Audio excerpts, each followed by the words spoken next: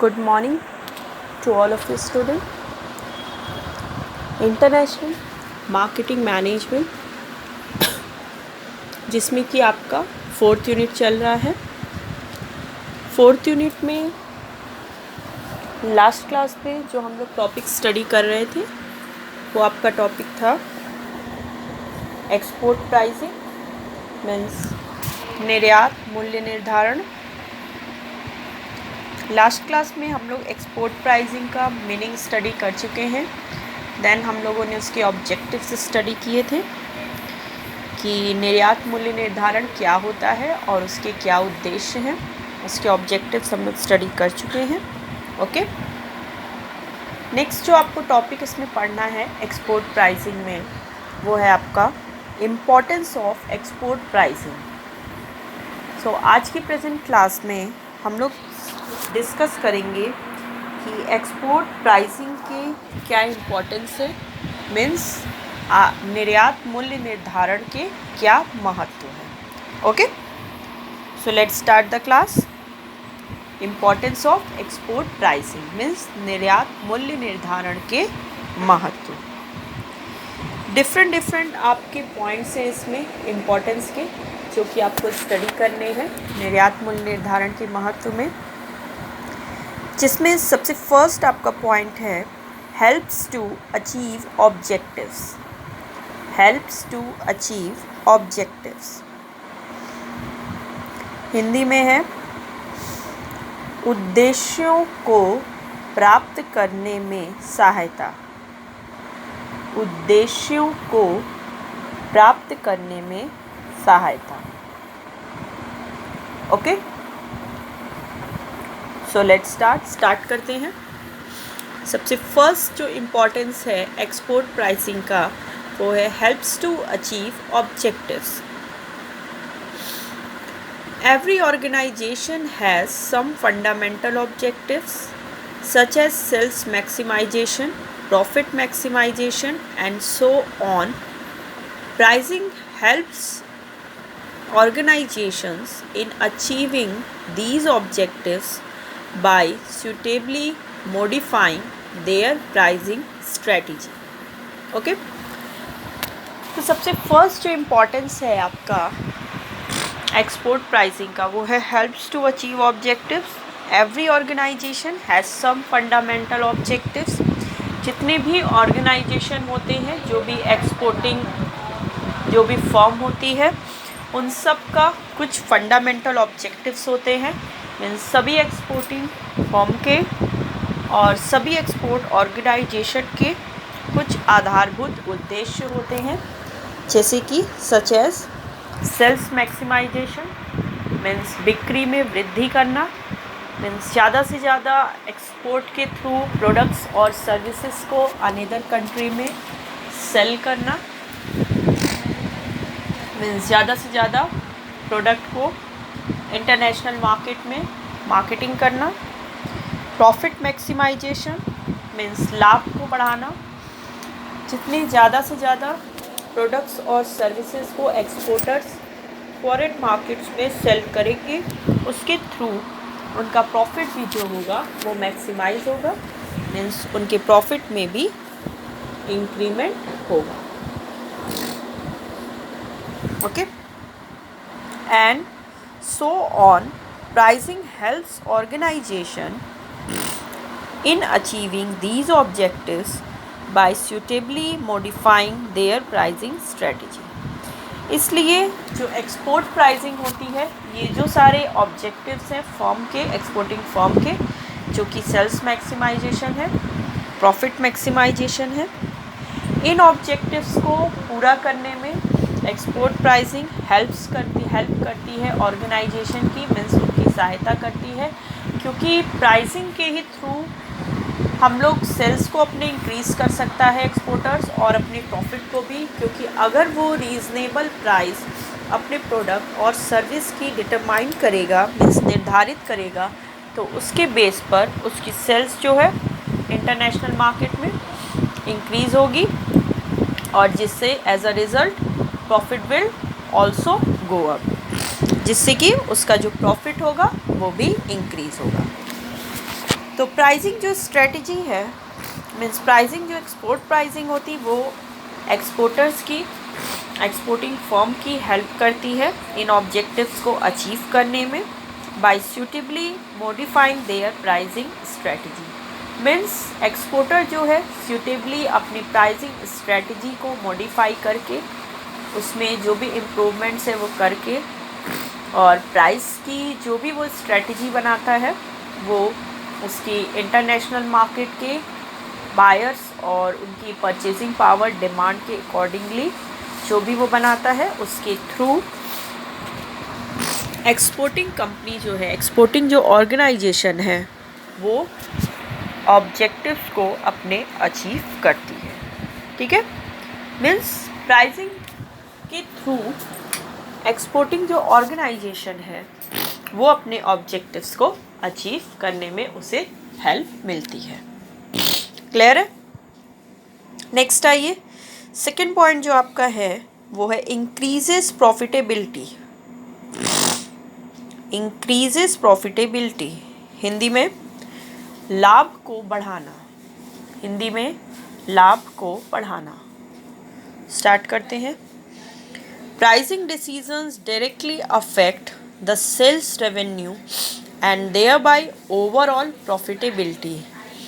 Pricing decision जो है, जो एक्सपोर्टर, एक्सपोर्टिंग फर्म जो भी अपने प्रोडक्ट्स और सर्विसेज की जो प्राइस डिसाइड करती है वो प्राइसिंग डिसीजन डायरेक्टली अफेक्ट करता है उसके सेल्स रेवेन्यू को।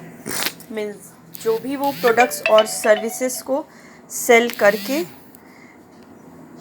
करके जो अर्न कर रही है रेवेन्यू, उसमें हेल्प करता है उसको इंक्रीज करने में and thereby overall profitability, और जिससे कि एक्सपोर्टिंग फर्म की, एक्सपोर्टिंग ऑर्गेनाइजेशन की ओवरऑल जो प्रॉफिटेबिलिटी होती है वो भी इंक्रीज होती है।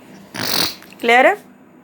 For example, low pricing helps market penetration but reduces revenue. For example के रूप में आप ले सकते हो कि अगर जो एक्सपोर्टिंग फर्म है, जो एक्सपोर्टिंग ऑर्गेनाइजेशन है, अगर वो लो प्राइस डिसाइड करता है अपने प्रोडक्ट के लिए या अपने सर्विसेज के लिए, तो जो लो प्राइसिंग होती है वो मार्केट पेनिट्रेशन में हेल्प करती है, मीन्स ज़्यादा से ज़्यादा मार्केट को कैप्चर करने में, but reduces revenue. But low pricing strategy के थ्रू जो रेवेन्यू होती है वो थोड़ी सी रिड्यूस हो जाती है, मीन्स कम हो जाती है, क्योंकि जब एक्सपोर्टर अपने प्रोडक्ट्स और सर्विसेज की प्राइसेस लो रखता है तो उससे उसकी सेल्स तो इंक्रीज़ होती है, बट क्योंकि एज अ लो प्राइस उसने रखा है इसीलिए जो सेल्स का रेवेन्यू है वो थोड़ा सा रिड्यूस हो जाता है। क्लियर है? On the other hand, scheming pricing generates more revenue if demand conditions are favorable। इसके अलावा मीन्स इसके कंपैरिजन में अगर जो एक्सपोर्टर है, जो एक्सपोर्टिंग फर्म है, अगर वो अपने प्रोडक्ट्स और सर्विसेज की pricing strategy means skimming price strategies को एडॉप्ट करती है, तो जो स्कीमिंग प्राइसिंग स्ट्रेटजीज होती है वो मोर सेल्स रेवेन्यू जनरेट करती है, मीन्स ज़्यादा से ज़्यादा रेवेन्यू एक्सपोर्टिंग फर्म को प्रोवाइड करती है if demand conditions are favourable. अगर डिमांड कंडीशंस फेवरेबल होते हैं उस पर्टिकुलर प्रोडक्ट या सर्विसेज के, तो इससे एक्सपोर्टर्स को मोर सेल्स रेवेन्यू उसे अचीव होती है। क्लियर है? नेक्स्ट आइए, नेक्स्ट जो थर्ड इम्पॉर्टेंस है आपका वो है helps to penetrate the market. helps to penetrate the market। Okay, start करते हैं। When there is an intense competition in the market, low pricing helps to penetrate market by driving away competitors। एक importance pricing का ये भी है कि वो market को पेनिट्रेट करती है, मीन्स जब भी इंटरनेशनल मार्केट में, फॉरेन ट्रेड में जब बहुत ज़्यादा कंपटीशन होता है, बहुत ज़्यादा इंटेंस कंपटीशन होती है, मीन्स बहुत अधिक कंपटीशन होती है इंटरनेशनल मार्केट में, तो उस टाइम पर अगर एक्सपोर्टिंग फर्म या जो भी एक्सपोर्टर है, अगर वो लो प्राइसिंग डिसाइड करता है अपने प्रोडक्ट और सर्विसेज के लिए, तो उस टाइम पर लो प्राइसिंग जो स्ट्रेटजी है वो मार्केट को पेनिट्रेट करती है बाय ड्राइविंग अवे कॉम्पिटिटर्स, जिससे कि कॉम्पिटिटर्स से वो ईज़िली कंपटीशन को फेस कर लेता है और कॉम्पिटिटर्स जो होते हैं वो मार्केट से बाहर हो जाते हैं।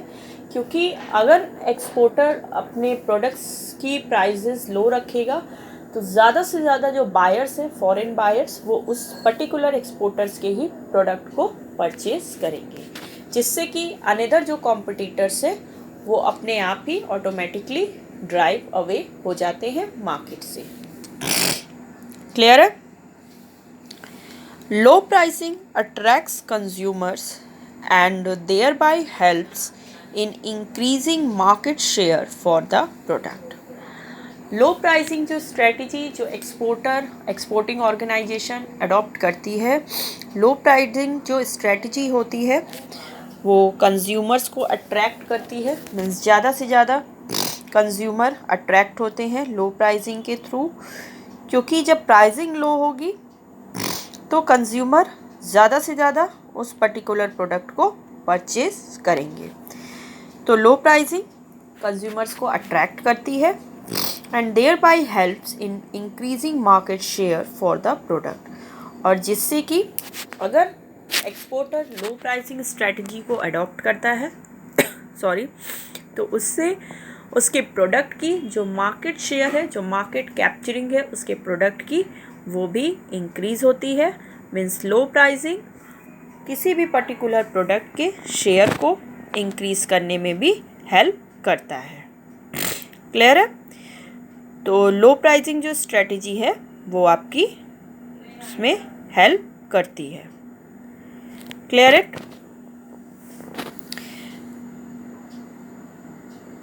तो ये आपके इम्पोर्टेंस है।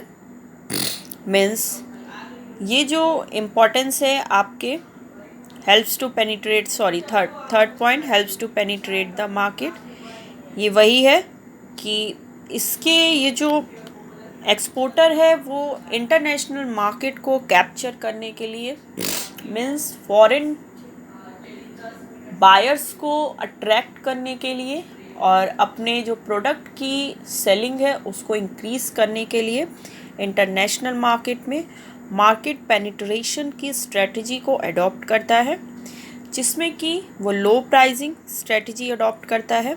मीन्स अपने प्रोडक्ट और सर्विसेज की लो प्राइस रखता है, जिससे कि ज़्यादा से ज़्यादा जो फॉरेन बायर्स हैं उसके प्रोडक्ट को परचेज करें और जितने भी अदर कॉम्पिटिटर्स हैं उसके प्रोडक्ट के, वो ऑटोमेटिकली वहाँ से आउट हो जाए।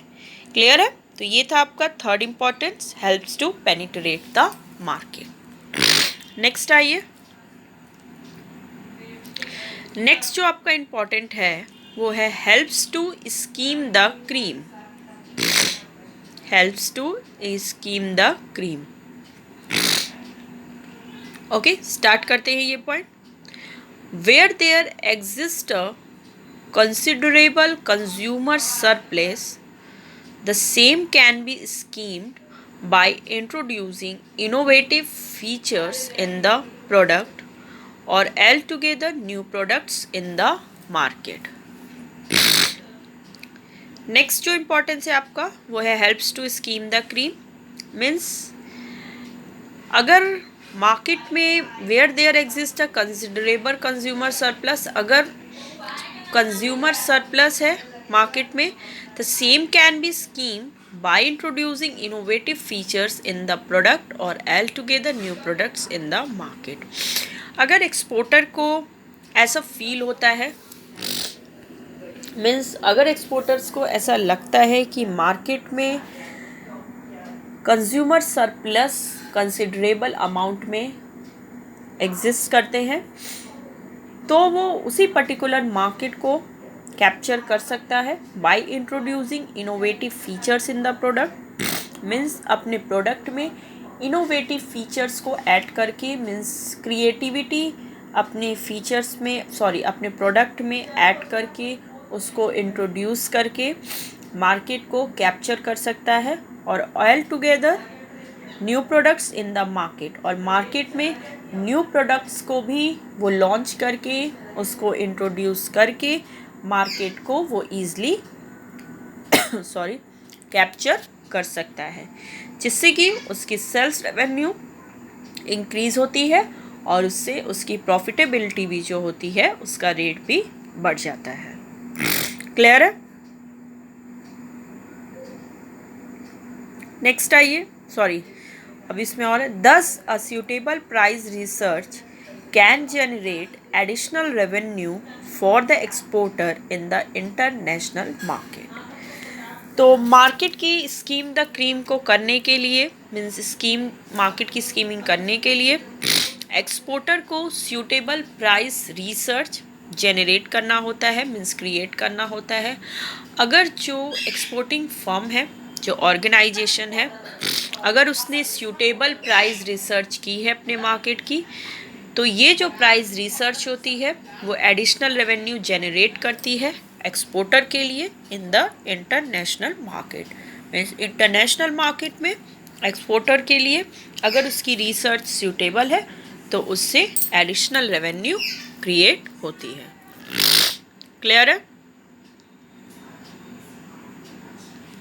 नेक्स्ट आइए,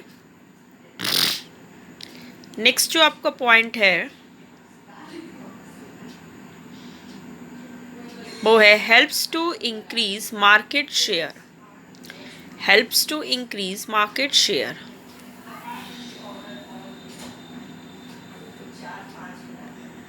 स्टार्ट करते हैं हिंदी में। बाजार हिस्से में वृद्धि बाजार के हिस्से में वृद्धि में सहायता। बाजार के हिस्से में वृद्धि में सहायता। ओके, स्टार्ट करते हैं। ये क्या है? Helps to increase market share. Exporters can increase market share for their product by charging competitive price in the international market. Exporter जो है वो मार्केट शेयर को अपने प्रोडक्ट के लिए, अपने प्रोडक्ट के मार्केट शेयर को इंक्रीज करने के लिए वो इंटरनेशनल मार्केट में अपने प्रोडक्ट की कॉम्पिटिटिव प्राइस रख सकती है। मीन्स कोई भी एक्सपोर्टर या एक्सपोर्टिंग फर्म इंटरनेशनल मार्केट में कॉम्पिटिटिव प्राइस चार्ज करके अपने पर्टिकुलर प्रोडक्ट या सर्विसेज की मार्केट शेयर को इंक्रीज कर सकती है, मीन्स उसे बढ़ा सकती है। क्योंकि अगर एक्सपोर्टर कॉम्पिटिटिव प्राइस डिसाइड करती है, मीन्स अपने कॉम्पिटिटर्स को कंसीडर करके, उसे ध्यान में रख करके, मार्केट में कितनी इंटेंस कंपटीशन है उसे भी कंसीडर करके अगर वो कॉम्पिटिटिव प्राइस, लो प्राइस डिसाइड करती है अपने पर्टिकुलर प्रोडक्ट के लिए, तो उससे उस प्रोडक्ट की मार्केट शेयर में इंक्रीमेंट होती है। मीन्स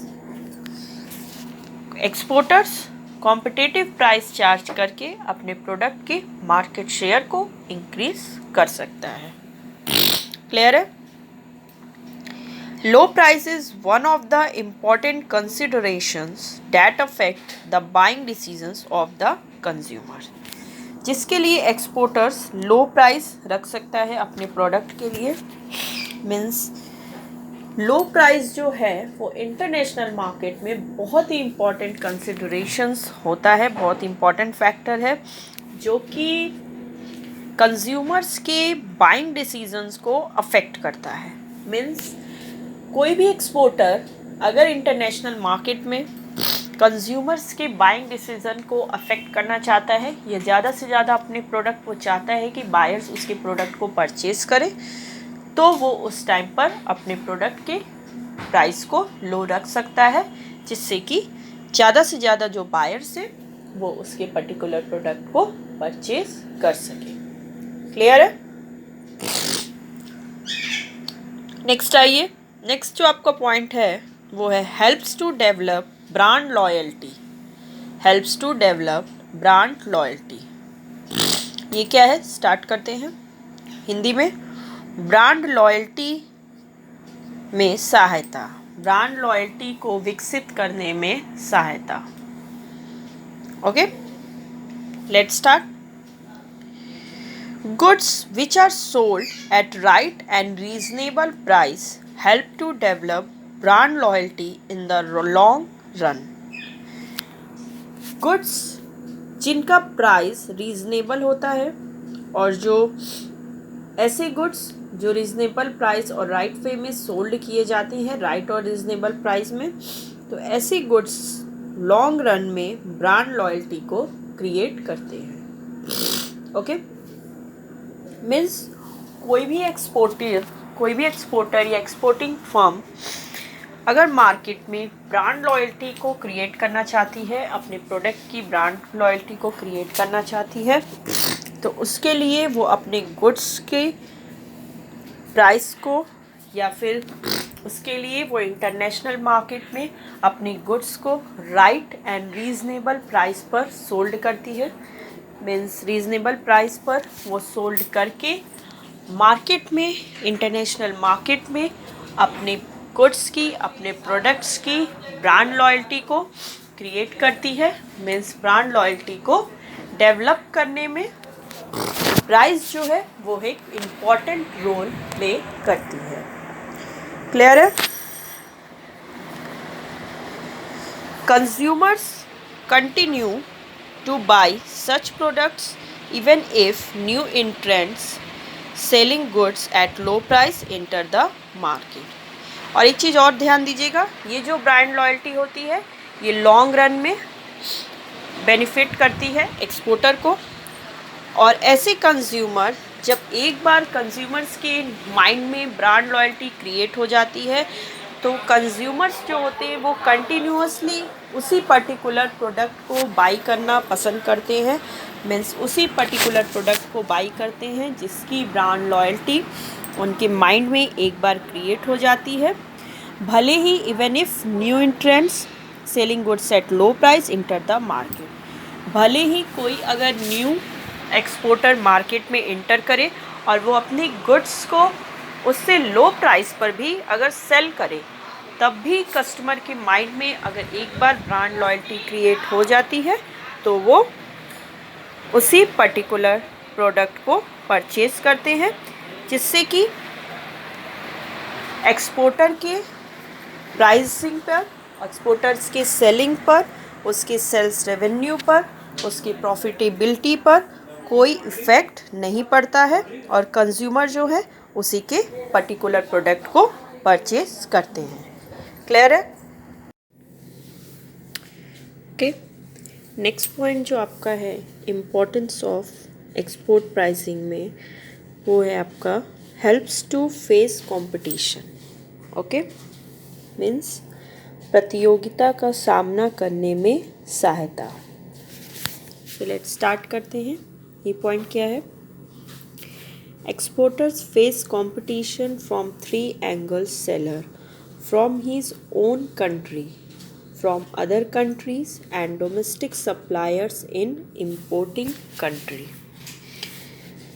एक्सपोर्टिंग बिजनेस में, इंटरनेशनल मार्केटिंग में जो भी एक्सपोर्टर्स होते हैं उन्हें कंपटीशन को फेस करना होता है इंटरनेशनल मार्केटिंग में फ्रॉम 3 एंगल्स, 3 तरह से। एक जो उनके खुद के कंट्री के, जिस कंट्री के एक्सपोर्टर्स होते हैं उन्हें खुद के अपने कंट्री के सेलर्स से कंपटीशन फेस करना होता है फ्रॉम अदर कंट्रीज़। इसके अलावा जो डिफरेंट अदर कंट्रीज़ जो कि इंटरनेशनल मार्केट में इन्वॉल्व होते हैं, उनसे भी उनको कंपटीशन फेस करना होता है। And domestic suppliers in importing country, इसके अलावा जिस पर्टिकुलर कंट्री में वो अपने प्रोडक्ट्स और सर्विसेज को एक्सपोर्ट करते हैं, जो कंट्री उनके प्रोडक्ट्स और सर्विसेज को इंपोर्ट करती है, उसके भी जितने भी डोमेस्टिक सप्लायर्स हैं उनसे भी उन्हें कंपटीशन को फेस करना होता है। Thus, exporters should fix up such a price which should be reasonable and as far as possible final and non-negotiable। इसीलिए एक्सपोर्ट बिजनेस में एक्सपोर्टर्स को जब भी वो प्राइस फिक्स करते हैं, मीन्स एक्सपोर्टर्स जो प्राइस फिक्स करते हैं अपने प्रोडक्ट और सर्विसेज का, वो प्राइस रीज़नेबल होना चाहिए, पूरी तरह से अफोर्डेबल होना चाहिए, जिससे कि वो जो प्राइस है वो उनका फाइनल होना चाहिए और उसमें किसी भी तरह की कोई नॉन निगोशिएबल वो होना चाहिए, मीन्स उसमें किसी भी तरह की मोल भाव नहीं होना चाहिए। क्लियर है? तो एक्सपोर्टर्स जब भी अपने प्रोडक्ट्स और सर्विसेज के प्राइसेस को फिक्स करते हैं, डिसाइड करते हैं, तो उन्हें 3 तरह से कंपटीशन को फेस करना होता है, प्रतियोगिता का सामना करना होता है। इसीलिए जब भी एक्सपोर्टर्स ग्लोबल मार्केट में अपने प्रोडक्ट्स और सर्विसेज की प्राइसेस को फिक्स करते हैं तो वो प्राइस जो है वो रीज़नेबल होना चाहिए और पूरी तरह से फाइनल प्राइस होना चाहिए। क्लियर है? नेक्स्ट आइए, नेक्स्ट जो पॉइंट है आपका इम्पोर्टेंस ऑफ एक्सपोर्ट प्राइसिंग का नेक्स्ट एंड लास्ट पॉइंट है ये, reflects the quality of product. Reflects the quality of product, Hindi में उत्पाद की गुणवत्ता, उत्पाद की गुणवत्ता बताना। ओके, उत्पाद की गुणवत्ता बताना। सो लेट्स स्टार्ट करते हैं। Generally consumers correlate quality of product with its price. General वे में आप देखोगे कि जो भी कंज्यूमर्स होते हैं वो क्वालिटी ऑफ प्रोडक्ट को उसकी प्राइस से हमेशा कोरिलेट करते हैं। मीन्स जनरली जो भी कंज्यूमर्स होते हैं उनका जनरल परसेप्शन यही होता है कि हाई क्वालिटी के मीन्स हाई प्राइस के जो प्रोडक्ट्स हैं वो हाई क्वालिटी के प्रोडक्ट्स होंगे। तो कंज्यूमर्स जो होते हैं वो फॉरेन मार्केट में वो आपको हमेशा वो प्राइस को क्वालिटी से कोरिलेट करते हैं। Means high quality products high price and low price की कोई प्रोडक्ट है तो उसकी लो क्वालिटी है।